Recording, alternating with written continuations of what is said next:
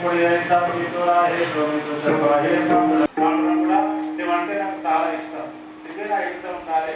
నువ్వు చూస్తే నా కళ్ళకు సుఖం అనిపిస్తుంది.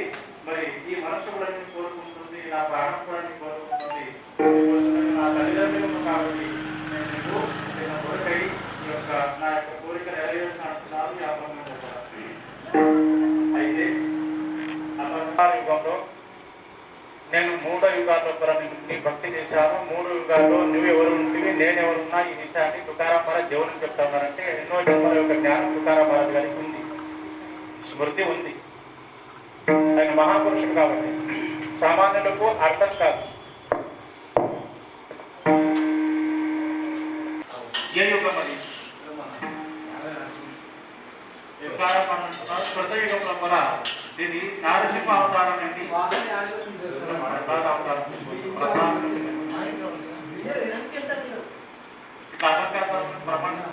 అటువంటి ప్రభావశాలి శక్తివంతమైనటువంటి కూతురు యొక్క ప్రాప్తి కోసం తపస్యాన్ని పోతున్నాను నేను వెళ్ళిపోయాడు.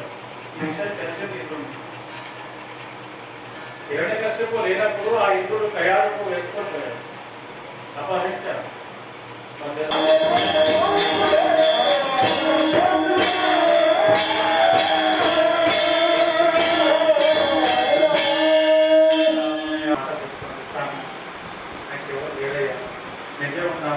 నాకు ఇష్టం నీకున్నటువంటి నీ స్వరూపం గురించి నాకు తెలిసిందే కాబట్టి సంతుల మహారాజు గారి కృప, సద్గురు గారి కృప చేయడం వాళ్ళమయం కాబట్టి స్వామి మమ్మల్ని రక్షించి మమ్మల్ని కాపాడు.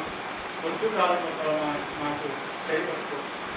ఆ యమదూతుల యొక్క దర్శనం కాకుండా నరకరుని తప్పించి మాకు నీ దగ్గరికి తీసుకుంటూ మా గురువు గారు ఎక్కడు ఆ గురువు గారి చట్టం దగ్గర మళ్ళీ పోవాలి అని ఆ భగవంతుని ప్రతిరోజు మనసు నుంచినాక ఏదో విధంగా మాట్లాడడం జరుగుతుంది, సంవాదం చేయడం భగవంతునితో సంవాదం చేస్తే తప్పకుండా కూడా ఆయన మాట్లాడతారు. భక్త మీరాబాయి, సంత మీరాబాయి ఆ సగుణ సాకారమైనటువంటి మూర్తులను మాట్లాడలేదు. బజార్లో ఒక మూర్తులు చూపిస్తాను, అది కావాలని మా నాయన కానీ తీసుకొని వచ్చిండు. దాంతోనే మాట్లాడాలి, ఏమి తింటే దాన్ని తినిపించాలి, దాంతో మాట్లాడాలి. నా అన్న అమ్మ అది మాట్లాడలేదు ఆ మూర్తి, అది ఎందుకు మాట్లాడతావు కానీ ఆ భక్తి ఎలాంటిది, పూర్వజన్మ యొక్క భక్తి ఆ మూర్తితో మాట్లాడాలి. పెళ్లి చేసిన తర్వాత కూడా అంత కృష్ణుడే అని కృష్ణ భగవంతునికి సమర్పించుకున్నది ఆ శరీరం. విషం ఇచ్చారు ఆమెకు, ఆ విషం ఆమె తాగింది. భగవంతుడి ఆ విషయం తాగించానుకో ఒత్తి నుంచి తప్పించాడు భగవంతుడు. ఎందుకు మాట్లాడాలని ఆడతాడు. నామదేవ్ మహారాజ్ భగవంతునికి పాలు తాగింది. సద్గురువుల కృప చేత వైకుంఠవాసి జిజ్ఞాస మహారాజ్ గారి కృప చేత తప్పకుండా మీకు కూడా భగవంతుని తప్పకుండా అవుతుంది. ఆ భగవంతుని పట్టకండి, ఆ భగవంతుని వెంబడి జరగండి, ఆ భగవంతుని యొక్క నామచింతనం పట్టుకునండి. ఇంతే చెట్టు గురువు గారి కృప చేత ఈరోజు సప్తా మీ దగ్గర ప్రారంభమైంది. ఈ సప్తా ఇంకా 7 రోజులు ఉంటుంది. ఇంకా చాలా మంది తీసుకొని రావాలి. ఇక్కడ జాగ్రత్త సరిపోకూడదు, ఇక్కడ కూడా చేయాలి. ఆ విధంగా మంది కావాలి. భగవంతుని కీర్తన అంటే ఇష్టపడాలి. భగవంతుని కీర్తన కోసం ప్రాణం పోదది అన్నప్పుడు కూడా ఇక్కడ కావాలి. అటువంటి ఒక ప్రేమ ఆ భగవంతుని కథమైన మీకు అందరికీ భగవంతుని కల్పించాలి. మీ మనసులో ఆ భగవంతుని భక్తి ప్రాప్తి కావాలని భగవంతుని కోరుకుంటూ సద్గురు దేవదాస్ మహారాజ్ గారి చరణాలయంలో ఈ సేవ అర్పిస్తూ ఈ సేవ ఇక్కడికే పొందుతున్నాను. జ్ఞానేశ్వర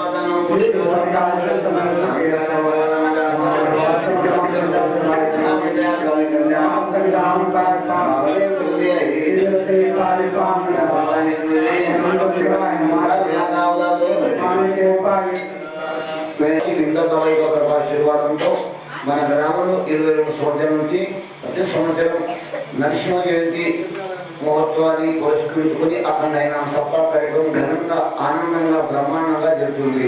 సప్తాహ కార్యక్రమం మొదటి రోజు కృష్ణశివ శ్రీ శ్రీ శ్రీ హరిభక్తిపైన నందు మహారాజ్ వడగో గారికి తెలుగులో చాలా బ్రహ్మాండంగా కీర్తన కార్యక్రమం జరిగినది. నరసింహ జయంతి ఈరోజు కాబట్టి నరసింహ జయంతి గురించి నరసింహ పరమాత్మ యొక్క అవతారం ఎలాంటి ఏ విధంగా అవతారం ధరించాడు ఆ విషయం పైన చాలా చక్కగా మహారాజు గారు వివరించారు. కాబట్టి బాణాపుర గ్రామస్తుల తరఫు నుంచి మహారాజు గారి పాదలు కోటి కోటి వందనాలు. శివ శ్రీ శ్రీ శ్రీ హరిభక్తి పారాయణ పోతే మహారాజ్ బాణాపుర గ్రామంలో అఖండ హరినామ సప్తాహ సందర్భంగా ఆధ్యాత్మిక కార్యక్రమం జరుగుతుంది. ఈరోజు ప్రారంభమైంది. ఇది ఆధ్యాత్మిక కార్యక్రమం సద్గురువులు సంతుల మహాత్ముల కృప చేత మన గ్రామంలో బాణాపుర గ్రామంలో ఈ కార్యక్రమం జరుపుకుంటున్నాం. ఈ సందర్భంగా ఆ పాండురంగునికి ఉత్తలేశ్వరునికి కోరుకోవడం జరిగింది. గ్రామస్తులందరూ కూడా భారత పాకిస్తాన్ యొక్క యుద్ధము జరుగుతుంది. ఈ సందర్భంలో మనమందరం కూడా భక్తులు కూడా మన భారత జవాన్లకు ఆ భగవంతుడు శక్తి ప్రసాదించాలి, సమర్థత ఇవ్వాలి. శత్రువులు మన పైన మన భారతదేశం పైన కాకుండా మన దేశంలో ఉన్నటువంటి హిందూ ధర్మం మీద దాడి చేసి హిందూ ధర్మం అని అడుగుతూ ఉగ్రవాదులు ఈ విధంగా మన ధర్మాన్ని నశింపజేయాలని ఉగ్రవాదులు దాడి చేస్తున్నారు. దాని యొక్క సంబంధం పాకిస్తాన్కు ఉంది. అందుకని మన భారతదేశం యొక్క జవాన్లు సమర్థవంతంగా యుద్ధం ప్రకటించి యొక్క కార్యక్రమం జరుపుతున్నారు. వీర జవాన్లు ఎందరూ కూడా తన ప్రాణాన్ని కోల్పోయారు. అటువంటి యొక్క వీర జవాన్లకు మేము భగవంతునికి అడుగుతున్న వాళ్ళకు శాంతి చేకూర్చాలి, వాళ్ళకు దగ్గర తీసుకోవాలి. ఇటువంటి యొక్క సమర్థత మన యొక్క జవాన్లకు ఇంకా ఇవ్వాలని మేమందరం బాణాపుర గ్రామస్తులు ఈ అఖండ హరినామ సప్తాహ కార్యక్రమం సందర్భంగా భగవంతుడికి పాండురంగం కోరుకుంటున్నాం. మనది ధర్మ యుద్ధము.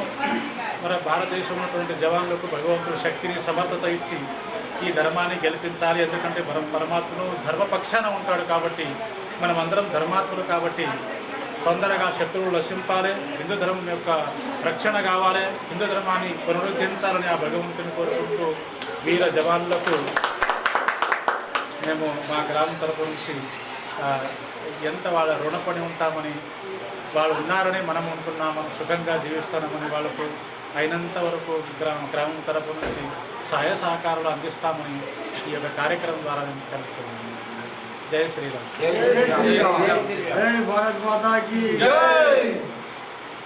22 సంవత్సరాలుగా సద్గురు వైకుంఠవాసి భీమదాస మహారాజ్ పండరీపురం గారి యొక్క కృపా ఆశీర్వాదం వల్ల గత 22 సంవత్సరాలుగా శ్రీ నరసింహ జయంతి సందర్భంగా అఖండ హరినామ సప్తాహ కార్యక్రమం జరుగుతూ వచ్చింది.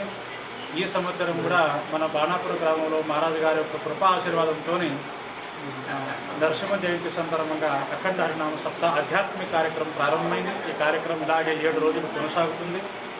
ఇక్కడ ప్రాంతం నారాయణఖేడ్ పరిసర ప్రాంతంలో ఉన్నటువంటి భక్తులకు అందరికీ కూడా మనవి ఉంది. అందరూ కూడా ఇటువంటి కార్యక్రమంలో పాల్గొనాలని కార్యకర్తలు మనవి చేస్తున్నారు.